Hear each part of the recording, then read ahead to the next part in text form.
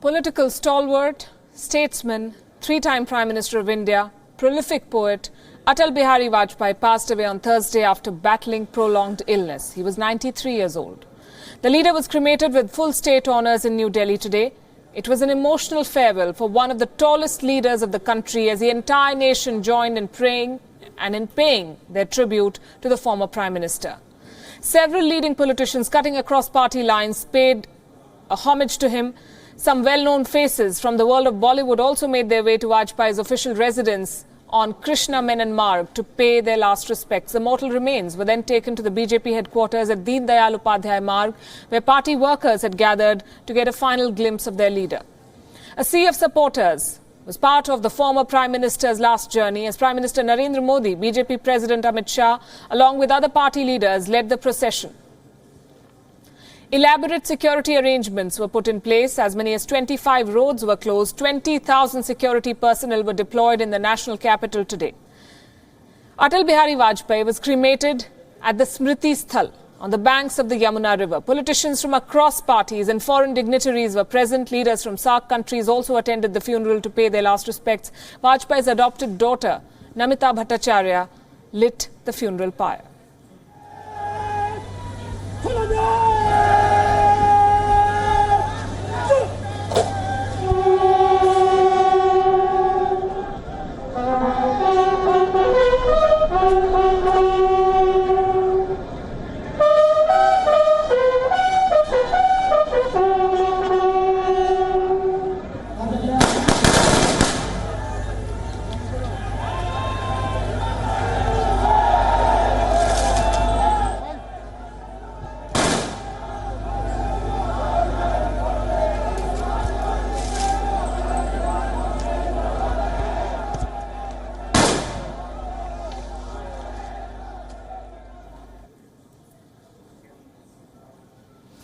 The grief of Atal Bihari Vajpayee's death was felt across cultures and borders. Leaders from SAARC nations flew into India this morning to pay their last respects to the former Indian Prime Minister.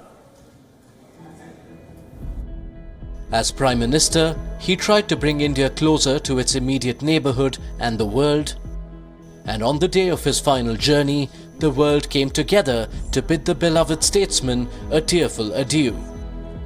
King of Bhutan, Jigme Khesar Namgyel Wangchuk was the first world leader to fly into New Delhi on Friday morning. After paying homage to Vajpayee at the BJP headquarters, Wangchuk paid last respects to the former Prime Minister at New Delhi's Smriti Sthal. Joining the King of Bhutan was the former Afghan President Hamid Karzai. Foreign Minister of Bangladesh Abul Hassan Mahmood Ali also paid respects to the leader. Among other SAARC countries, the foreign ministers of Nepal and Sri Lanka, Pradeep Kumar Gyavali and Lakshman Kirela were present.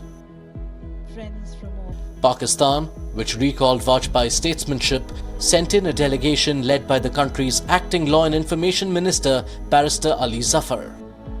Also joining India in its grief was Mauritius, which in an unprecedented move decided to fly its national flag at half-mast along with the tricolour. The British High Commission in Delhi flew its national flag, the Union Jack, at half-mast in honour of Vajpayee. Condolence messages poured in from around the world, including Russia and the United States. In his message, Russian President Vladimir Putin called Vajpayee an outstanding statesman. US Secretary of State Mike Pompeo said that both the US and India benefited from Vajpayee's wisdom. Sri Lankan President Maithripala Sirisena described Vajpayee as a visionary leader and an ardent defender of democracy, and Maldivian President Abdullah Yameen recalled how his island country had gained due to Vajpayee. It was a day when neighbours stood together to share the grief. It was a moment which only a leader of Vajpayee's stature could weave together. Bureau Report, WION.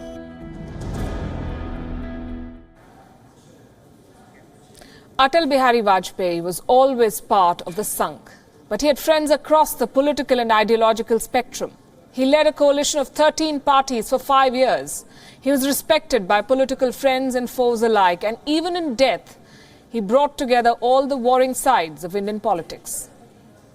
हमारे साथ हमारे खिलाफ जमघट करके और हमें हटाने का प्रयास कर रहे हैं, उन्हें प्रयास करने का पूरा अधिकार है। A parliamentarian par excellence, an able administrator, a leader who commanded respect across the political spectrum. Atal Bihari Vajpayee was a man who carried 24 parties along in the coalition government he led in India. From the Janasangh to the BJP, Vajpayee remained a steadfast practitioner of the right of centre politics that gave a counterpoint to the Congress. But in death, as in life, he united the entire political fraternity. In his final journey, he carried a microcosm of the nation and its varied political opinion with him. It was not just the Bharatiya Janata Party which he led that was in mourning. Rahul Gandhi and former Prime Minister Manmohan Singh of the Congress sat next to the top BJP leadership at the memorial site. Farooq Abdullah, Mulayam Singh Yadav, Nitish Kumar, Harsimrat Kaur Badal, A. Raja, leaders of a range of parties such as the National Conference, the Dravid Munetra Kargam, the Janata Dal United, the Akali Dal and Trinamool Congress, representing the north, south, west and east of India, were also present. Speaking to WION, Congress leader Salman Khurshid explained why Vajpayee carried such an appeal across the political spectrum. For me, he really represents, in a sense, the final dawn, the final dusk or the closing of the Nehruvian era. He was the ideal opposition leader to the ideal prime ministership. Back in 2001, Pakistan-backed terrorist organization attacked the Indian Parliament.